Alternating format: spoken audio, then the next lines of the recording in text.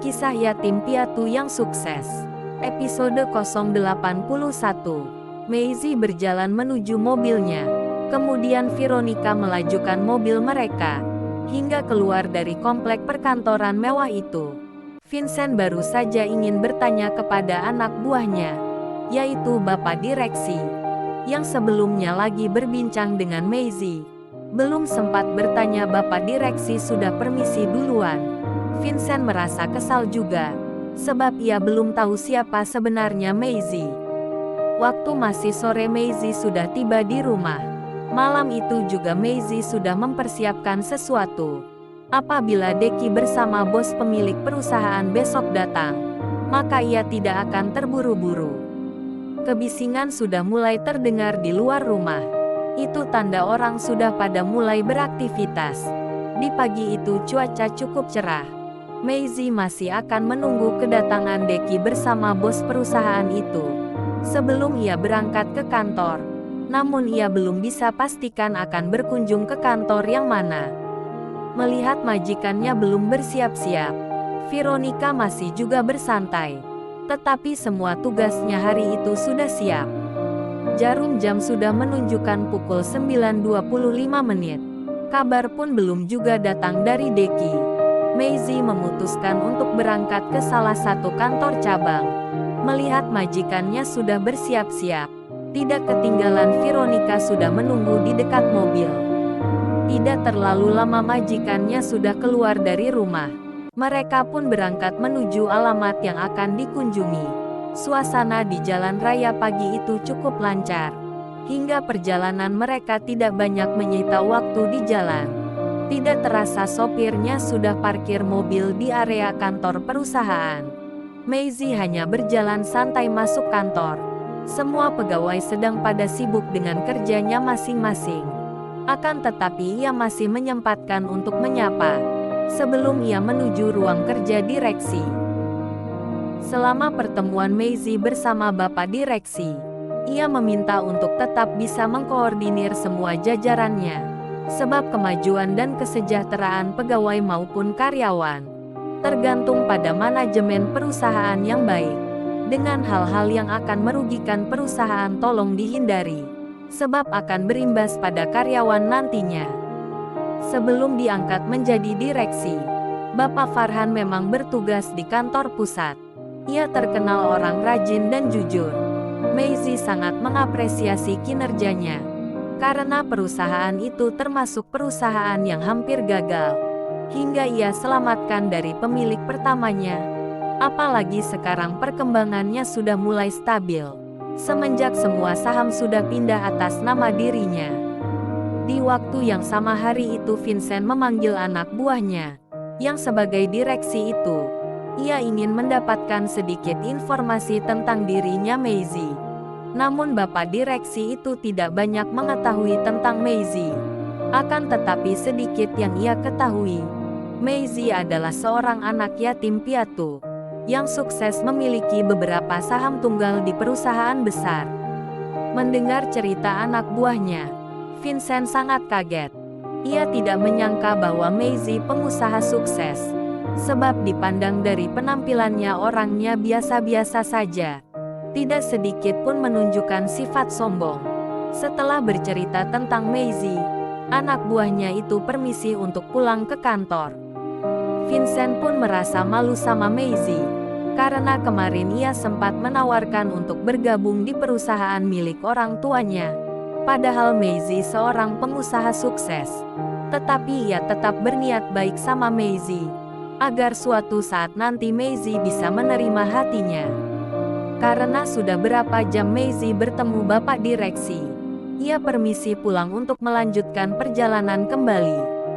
Baru saja keluar dari komplek perusahaan, Maisie mendapat kabar dari Deki bahwa ia sudah bersama bos pemilik perusahaan hendak bertemu. Maisie hanya berpesan kita bertemu saja di perusahaan yang dimaksud, biar sekalian ia tahu kondisi perusahaan yang akan menjual sahamnya itu. Akhirnya mereka bertemu di perusahaan tersebut. Maisie melihat langsung kondisinya, baik luar maupun dalamnya. Memang dari pandangannya perlu diselamatkan perusahaan ini. Kalau tidak berapa ribu karyawan yang akan kehilangan pekerjaan. Entah mengapa ini terjadi. Padahal perusahaan ini dulu sangat terkenal. Sedikit analisanya pasti ada yang tidak beres masalah manajemen. Akhirnya Maisie meminta untuk datang ke rumah nanti sore. Agar semuanya kita selesaikan di hari itu juga. Sebelum mereka pulang, Maisie menyuruh Deki untuk menjemput seorang pegawai staf di kantor cabang sekarang. Staf yang bernama Clara. Selama menunggu Deki menjemput Clara, Maisie bersama bos pemilik perusahaan itu masih saja berbincang di sana. Maisie kirim pesan kepada Deki. Berkas surat lamaran Clara di bagian administrasi sekalian diambil. Deki merasa heran apa maksud bosnya untuk menjemput staf di kantor cabang. Apalagi bersama surat lamarannya dulu. Karena tidak terlalu jauh, Deki bersama Clara sudah tiba lagi di sana. Clara merasa heran kenapa ia dipanggil bosnya ke sini. Belum ada yang mengerti apa tujuan bos mereka itu. Maisie mengambil surat lamaran Clara waktu itu. Ia meminta kepada Clara untuk membuat surat lamaran baru atas nama perusahaan ini sekarang. Clara tambah dibuat bingung. Namun ia tetap menjalankan perintah itu. Karena ini perintah bos besar. Selama Clara membuat surat lamaran, Maisie masih saja berbincang dengan bos pemilik perusahaan itu. Deki hanya diam saja karena belum tahu maksud bosnya ini. Selama membuat surat lamaran Clara merasa kesal juga. Padahal ia sudah nyaman di tempat kerja yang lama. Tapi kenapa sekarang harus melamar kerja baru lagi? Setelah selesai Clara memberikan surat lamaran itu kepada Maisie. Ia meminta kepada Clara mulai hari ini ia harus bekerja di perusahaan ini. Tidak penting kamu memikirkan bagian maupun gaji bagaimana. Semua biar saya yang mengatur. Yang penting kamu kerja saja dulu. Selama kerja kamu harus sensitif dengan pendengaran maupun penglihatan. Kapan perlu kamu rekam pakai handphone. Sekarang saya beri kamu tugas yang berat. Namun ini awal dari karir kamu, kata Maisie. Clara pun sudah paham maksud bosnya itu. Ia dipindahkan tempat kerja sebagai pencari informasi di perusahaan baru.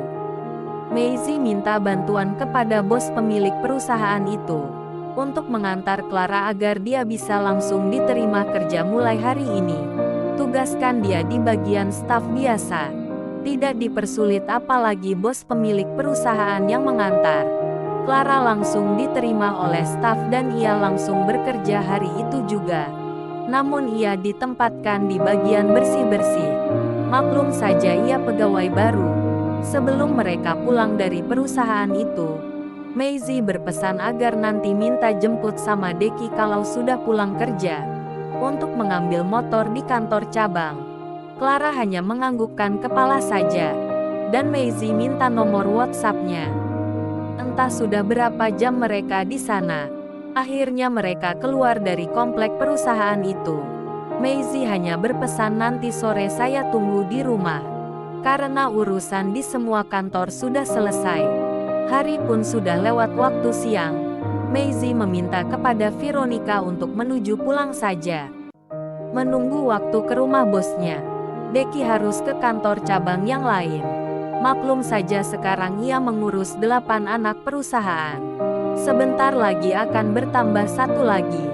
Sebelum mereka berpisah, Deki berpesan nanti sore kita bertemu lagi. Kita bersama-sama ke rumah bos.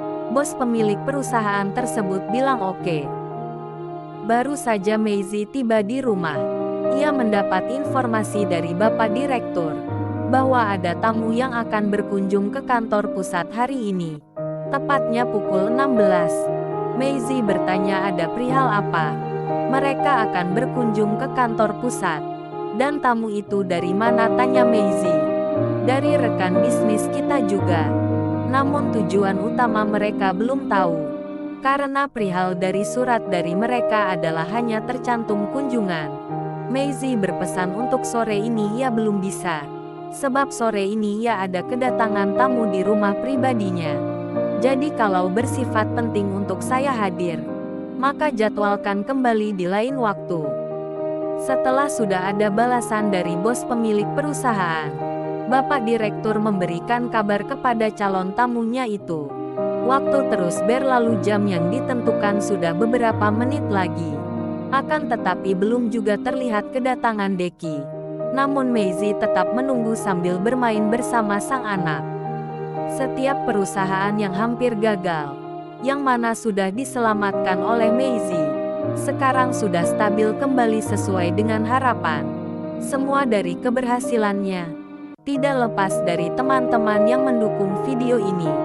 Maka Maisie banyak mengucapkan terima kasih dan ia berpesan tonton terus video selanjutnya hanya di Rafflesia Channel, agar tidak terlewatkan video terupdate terbarunya.